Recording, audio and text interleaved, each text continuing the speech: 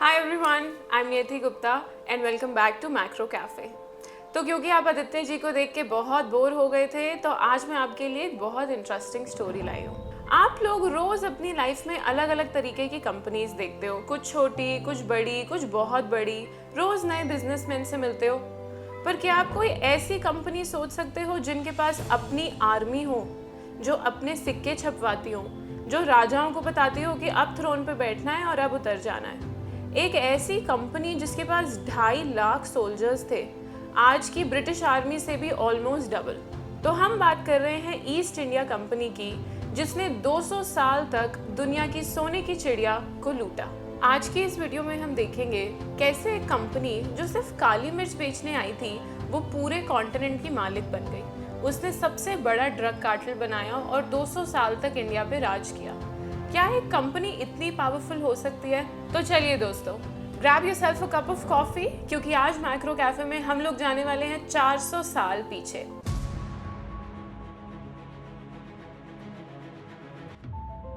Once upon a time in 1599, London की एक छोटी सी गली में कुछ ऐसा हुआ जो आपको स्कूल में कभी नहीं पढ़ाया गया। उस वक्त इंग्लैंड एक गरीब सा आइलैंड था यूरोप के किनारे पर, और उसमें कितने लोग रहते थे? सिर्फ 25 लाख। आज की दिल्ली पॉपुलेशन से भी कम। ना कोई नेवी थी, ना कोई एम्पायर था। समुद्रों पर राज था स्पेन और पोर्टुगल का, और स्पाइस ट्रेड वो पूरी तरह डच लोगों के हाथ में ही था। लोगों को अगर काली मिर्च भी खरीदनी है तो उनको वही दाम देना पड़ता था जो डच उनसे मांगते थे। 24 सितंबर 1599 को लंदन के कुछ 200 बिजनेसमैन एक छोटे से हॉल में इकट्ठे होते हैं। ये लोग डच ट्रेडर्स को अमीर होते देख देख के थक चुके हैं, और ये लोग मिलकर 68,000 पाउंड जमा करते हैं, जो आज के हिसाब से कुछ 200-300 करोड़ रुपए बनते हैं। पर उन दिनों भी इंडिया की जीडीपी के मुकाबले बिल्कुल पीनट्स थे। और ये लोग जाते हैं क्वीन के पास एक परमिशन मांगने। 1 साल बाद क्वीन एक डॉक्यूमेंट पर साइन करती है, एक रॉयल चार्टर। ये चार्टर इन मर्चेंट्स को मोनोपोली देता है ईस्ट में होने वाली ट्रेड पर। इंग्लैंड का सारा ट्रेड होता था ओवरसीज। और इसी दिन दोस्तों, मॉडर्न हिस्ट्री में एक नई चीज़ आई, जॉइंट स्टॉक कंपनी। तो क्योंकि ये एक इकोनॉमिक्स का चैनल है, तो मैं आपको बताती हूँ जॉइंट स्टॉक कंपनी क्या होता है। सिंपल सा मतलब है, रिस्क को बांट लो। जैसे ही वो शिप ट्रेड करने निकलता है, अगर तो वो शिप डूब गया तो कोई एक इंसान बर्बाद नहीं होगा, सब साथ में बर्बाद होंगे। और अगर वो शिप ट्रेड करके सही सलामत लौट आया तो प्रॉफिट भी सबका होगा। इस मॉडल की वजह से ईस्ट इंडिया कंपनी को मिला हजारों लोगों का पैसा ऑपरेट करने के लिए। और ये मॉडल इतना स्ट्रॉन्ग, इतना इफेक्टिव था कि आज भी रिलायंस से लेके टाटा तक सारी बड़ी कंपनीज इसी मॉडल पे चलती हैं। ईस्ट इंडिया कंपनी 1601 में अपना स्पाइस ट्रेड करने निकली on a ship called red dragon. आधे लोग तो रास्ते में ही तूफानों में मर गए, लेकिन जब 2 साल बाद वो शिप वापस लौटा तो इन्वेस्टर्स को उनका पैसा 3 गुना होकर मिला। सोचिए दोस्तों, 300% का प्रॉफिट। लेकिन रुको, इंग्लैंड अभी भी कुछ नहीं बन पाया। कंपनी के पास अब पैसा तो था, पर परमिशन नहीं थी। असली पावर, असली दौलत तो कहीं और थी। दुनिया का सबसे पावरफुल आदमी कौन था? क्या वो लंदन में था? क्या वो मैड्रिड में था? पेरिस में था? बिल्कुल नहीं, वो था नॉर्थ इंडिया में, और उसका नाम था जहांगीर। 15 करोड़ लोगों का बादशाह। अगर आप यूरोप की पूरी पॉपुलेशन को कंबाइन कर लेते हो तो भी 15 करोड़ लोग नहीं बन सकते। उस खजाने में सारे किंग से ज्यादा सोना था। उसकी पर्सनल इनकम इंग्लैंड के किंग से भी 100 गुना ज्यादा थी, और इंग्लैंड का किंग जेम्स, वो तो कंगाल था। कंपनी ने सोचा, हमें जहांगीर को इम्प्रेस करने के लिए एक प्रॉपर एम्बेसडर भेजना चाहिए। तो उन्होंने भेजा सर थॉमस रो को, गिफ्ट्स का एक बहुत बड़ा संदूक लेके। उसने भेजी पेंटिंग्स, टेलीस्कोप्स, एक गोल्डन चैरियट, इंग्लिश डॉग्स और रेड वाइन। और जब रो ने मुगल दरबार में एंटर किया तो उसके होश उड़ गए। उसने ऐसी चीज़ देखी, और फिर उसने अपने घर चिट्ठी लिखी। उसने लोगों को बताया कि जब जहांगीर चलता है तो 1 लाख लोग उसके साथ चलते हैं। जूल्ड थ्रोन्स, प्राइवेट लाइब्रेरीज, यहाँ तक कि हाथी पर भी इतना सोना होता है। और वो मुगल एम्परर की नज़र में एक ऐसे देश का एम्बेसडर था जो पोर्तुगल और इथोपिया के बीच में कहीं तो था, पर इतना इंटरेस्टिंग वाला नहीं था। रो ने मुगल दरबार में 4 साल बिताए। वो झुकता रहा, इंतज़ार करता रहा, मजाक सहता रहा, बट एट लास्ट उसको वो मिला जो उसे चाहिए था, एक फरमान, इंपीरियल ट्रेडिंग लाइसेंस। अब कंपनी पूरे मुगल इंडिया में फैक्ट्रीज खोल सकती थी। और यहाँ दोस्तों कंपनी ने वो सबक सीखा जो वो 150 साल तक नहीं भूल पाई। मुगलों से लड़ना नहीं है, मुस्कुराओ, इंतजार करो, रिश्वत देते रहो जब तक कुछ बदल ना जाए। और पेशेंस, यही थी कंपनी की असली strategy. And almost 70 years company ऐसी ही चली, ट्रेड करो, प्रॉफिट कमाओ और किसी से पंगा मत लो। पर फिर हुई एक शादी, एक ऐसी शादी जिसने हिस्ट्री ही बदल दी। इंग्लैंड का किंग चार्ल्स II कंगाल था और बहुत अकेला था। उसको पैसे की भी जरूरत थी और एक पार्टनर की भी। पोर्टुगल ने उसको ऑफर करी अपनी प्रिंसेस कैथरीन ऑफ ब्रिगेंजा और उसके साथ दहेज, 3 लाख पाउंड कैश, ब्राजील के साथ फ्री ट्रेड, टैंजियर सिटी और एक और चीज जो पोर्टुगल ने लास्ट में ऐसे ही दे दी। एक छोटा सा आइलैंड इंडिया के वेस्टर्न कोस्ट पर, मच्छरों से भरा हुआ, बारिश में डूबा हुआ। पोर्टुगीज इसे कहते थे बॉम्बैया, अंग्रेज इसे कहने लगे बॉम्बे और आज का वेरी फेमस मुंबई। और मजेदार बात यह है दोस्तों कि चार्ल्स को ये आइलैंड चाहिए ही नहीं था। जब उसने पहली इंग्लिश आर्मी को बॉम्बे भेजा तो उसके 66% सोल्जर्स तो 3 साल में बीमार होकर मर गए।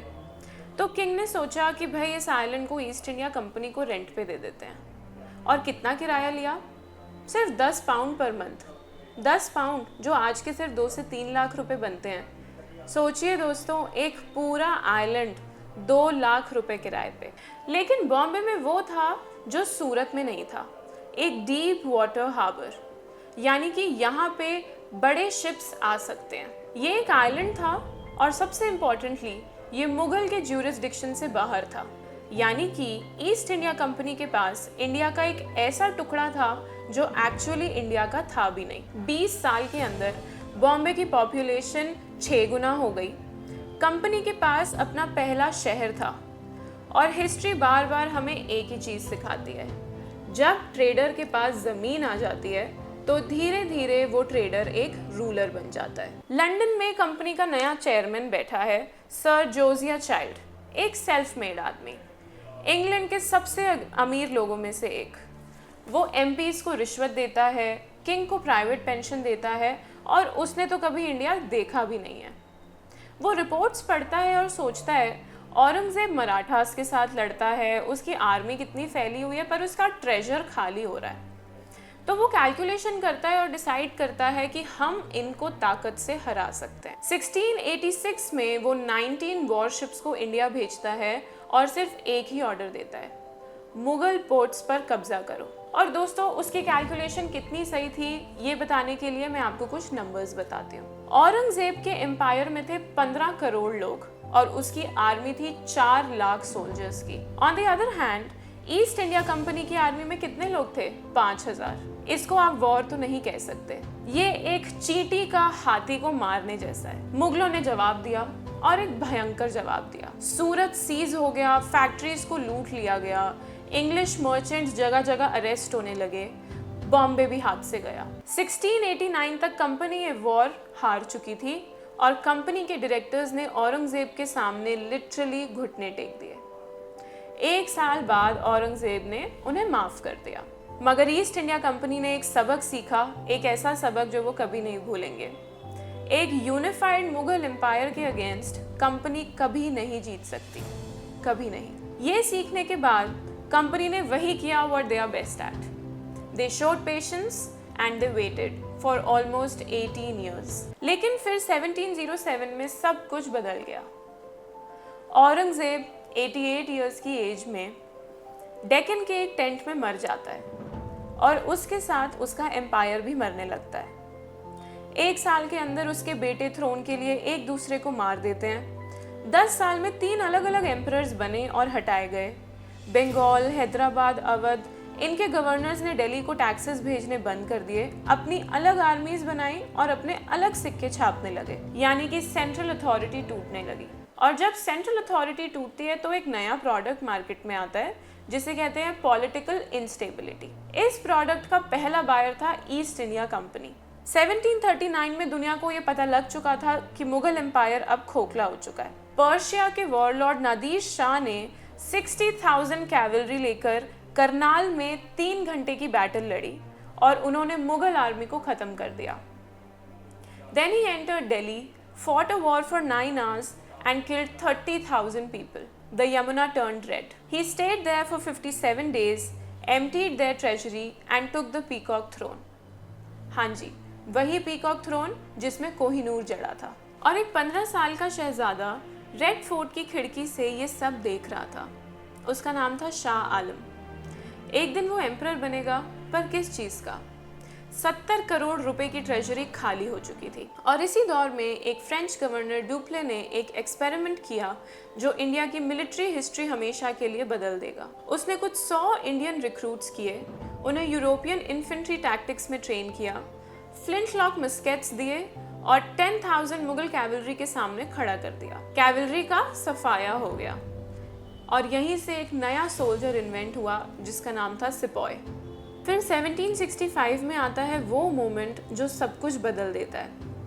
इलाहाबाद में एक टेंट के अंदर एक सिंपल टेबल पर अंधा मुगल एम्परर शाह आलम, वही बच्चा जो रेड फोर्ट से वो पूरी लूट होते देख रहा था, एक डॉक्यूमेंट साइन करता है, दीवानी। बंगाल, बिहार, उड़ीसा के टैक्सेस कलेक्ट करने का लीगल राइट एक प्राइवेट कंपनी को दे दिया जाता है। पहले ईस्ट इंडिया कंपनी का प्रॉफिट ट्रेड से आता था, अब टैक्सेस से आएगा। 2 करोड़ लोग और 30 लाख पाउंड साल का रेवेन्यू। मुगल हिस्टोरियन गुलाम हुसैन खान ने ये लिखा है कि ये पूरी डील इतनी जल्दी हुई जितनी देर में गधा बिकता है। अब एक प्राइवेट कंपनी 2 करोड़ लोगों से टैक्स ले रही थी और उन्होंने इसका नाम दिया एडमिनिस्ट्रेशन। बट दोस्तों, ये था एसेट स्ट्रिपिंग। और फिर आया 1770। अब जो मैं आपको बताने जा रही हूँ, it might boil your blood. 1769 में मॉनसून फेल हो गया, राइस क्रॉप बर्बाद हो गया और अनाज की कीमत 10 गुना बढ़ गई। और कंपनी ने क्या किया? टैक्स कलेक्शन को कम नहीं किया, बल्कि जहाँ पे ज़्यादा तबाही थी वहाँ पे टैक्स कलेक्शन को बढ़ा दिया गया। जहाँ से टैक्सेस वसूल नहीं हो पा रहे थे वो वहाँ पे अपने सिपॉइज को भेजते थे ताकि ज़बरदस्ती टैक्स वसूल सकें। लोग पहले अपने औजार बेचते थे, फिर कैटल बेचते थे, फिर अपने बच्चे बेच देते थे और इन दी एंड वो खुद ही मर जाते थे। 1770 के एंड तक 70 लाख से 1 करोड़ बंगालीज मर चुके थे, हर 3 में से 1 इंसान। इंग्लैंड ने ब्लैक डेथ में भी इतने लोग नहीं खोए होंगे जितने बंगाल ने इस अकाल में खो दिए। और लंदन में कंपनी ने क्या किया? अपने शेयर होल्डर्स को 12.5% का डिविडेंड दिया। ये याद रखिए दोस्तों, ड्रॉट तो नेचुरल था, लेकिन फमाइन ब्रिटिशर्स की एक पॉलिसी थी। अब मैक्रो कैफे का सबसे इंटरेस्टिंग इकोनॉमिक्स लेसन। आप लोग को 2008 का ग्लोबल फाइनेंशियल क्राइसिस तो पता ही होगा, जब बैंक्स डूब गए, गवर्नमेंट्स ने बेल आउट दिया। तो दोस्तों, ये स्क्रिप्ट 1772 में ही लिखी जा चुकी थी। जिस कंपनी ने बंगाल को फाइनेंशियली खाली किया, कुछ सालों बाद वो खुद ही टूटने लग गई थी। फेमाइन ने कंपनी का रेवेन्यू बेस तबाह कर दिया था। डिविडेंड्स कैपिटल में से दिए जा रहे थे, शेयर प्राइस झूठ पर टिके हुए थे। जून 1772 में एक स्कॉटिश बैंकर एलेक्जेंडर फ्रॉडिस ने 5.5 लाख पाउंड का कर्जा छोड़कर गायब हो गया। उसका बैंक अगले ही दिन कोलैप्स हो गया और 3 हफ्तों में ब्रिटेन और यूरोप के 30 बैंक्स गिर गए। कंपनी का चेयरमैन खुद बैंकरप्ट। कंपनी ने गवर्नमेंट से कहा, हमें 1.4 मिलियन पाउंड्स दो, वरना हम खुद तो डूबेंगे ही, सिटी ऑफ लंदन को भी साथ लेके डूबेंगे। और 1773 में पार्लियामेंट ने बेल आउट पास कर दिया, हिस्ट्री का पहला too big to fail rescue. अब कंपनी तो बच गई, लेकिन जिस आदमी ने उसे बनाया वो ये बोझ सह नहीं पाया। क्लाइव को एक पार्लियामेंट के आगे खड़ा किया गया और उसने अपनी फेमस लाइन बोली, I stand astonished bye my own moderation, यानी कि मैं हैरान हूँ कि मैंने इतना कम लूटा। अगले साल अपने बर्कली स्क्वायर के घर में ही कमिटेड सुसाइड। जिस बंदे ने इंडिया को जीता वो 49 इयर्स की एज में ही एक अनमार्क्ड ग्रेव में दफन हो गया। अब कंपनी को पैसा कमाना था, बहुत सारा पैसा, पर बंगाल का टैक्स अब उतना प्रॉफिटेबल नहीं रहा था। फेमाइन के बाद कंपनी को एक नया प्रोडक्ट चाहिए था और वॉरेन हेस्टिंग्स ने वो ढूंढ लिया था। बिहार के पॉपी फील्ड्स में अफीम, ओपियम। पटना और गाजीपुर में जायंट फैक्ट्रीज लगाई गईं। किसानों को ज़बरदस्ती उन ज़मीनों पर पॉपी उगानी पड़ी जहां कभी चावल उगता था, और ये ओपियम स्मगल होता था चाइना में। अब इकोनॉमिक्स समझिए, ब्रिटेन को चाइनीज़ चाय चाहिए थी, लेकिन चाइना को ब्रिटेन से कुछ नहीं चाहिए था सिवाय चांदी के। तो 200 साल से ब्रिटिशर्स चाइना को चांदी बेचते रहे, बट ओपियम ने ये फ्लो उल्टा कर दिया। अब चाइना ओपियम इंपोर्ट करता था और चांदी देता था कैलकटा को, और वही चांदी कैलकटा से लंदन जाती थी। कंपनी ने ग्लोबल फाइनेंशियल सिस्टम को ही इन्वर्ट कर दिया, सिर्फ एक ड्रग से। 1780s तक east India company human history की सबसे बड़ी ड्रग डीलर बन चुकी थी, और जब 1839 में चाइनीज़ कमिश्नर ने कैंटन में 1200 टन ओपियम समंदर में घोल दिया, तो ब्रिटेन ने क्या किया? एक वॉर डिक्लेयर कर दी। सोचिए, एक देश ने दूसरे देश पर इसलिए हमला किया ताकि वो ड्रग्स खरीदना बंद ना करें। खुद ब्रिटिश पार्लियामेंट में ग्लैडस्टोन ने कहा कि ये ऐसी वॉर है जिसके लिए हमें डीपली, परमानेंटली, डेस्परेटली अशेम्ड होना चाहिए। फिर भी वोट पास हुआ, नेवी चली, चाइना हारा, हांगकांग ब्रिटेन को मिला, और ओपियम ट्रेड 3 गुना बढ़ गया। लेकिन दोस्तों, हर एम्पायर की एक एक्सपायरी डेट तो होती ही है। जितनी तेज़ी से कंपनी पैसा कमा रही थी, उतनी ही तेज़ी से उसके अगेंस्ट नफरत पैदा हो रही थी। 1857 तक कंपनी के पास एशिया की सबसे बड़ी स्टैंडिंग आर्मी थी, 2.5 लाख सिपाहीज। अंडरपेड, डिसरिस्पेक्टेड, अपने ही देश के अगेंस्ट यूज़ किए जा रहे थे। और फिर आई एनफील्ड राइफल, कार्ट्रिजेस पर चर्बी। एक अफवाह फैली कि उन कार्ट्रिजेस पर काउ एंड पिग फैट था।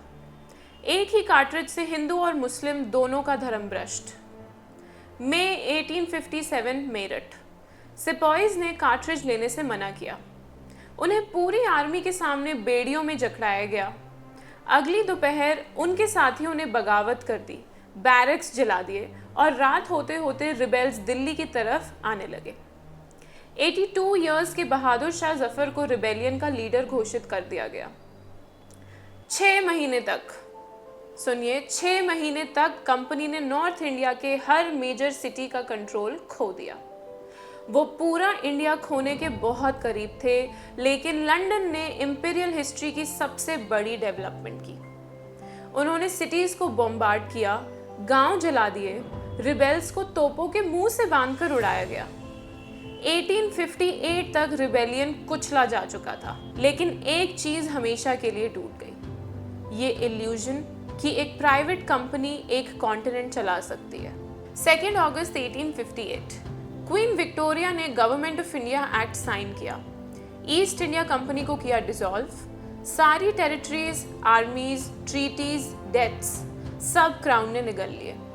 जो कंपनी कभी इंसानियत के 5वें हिस्से पर राज करती थी, वो एक सिग्नेचर से मर गई। ना कोई वॉर, ना कोई फ्यूनरल, ना कोई मॉन्यूमेंट।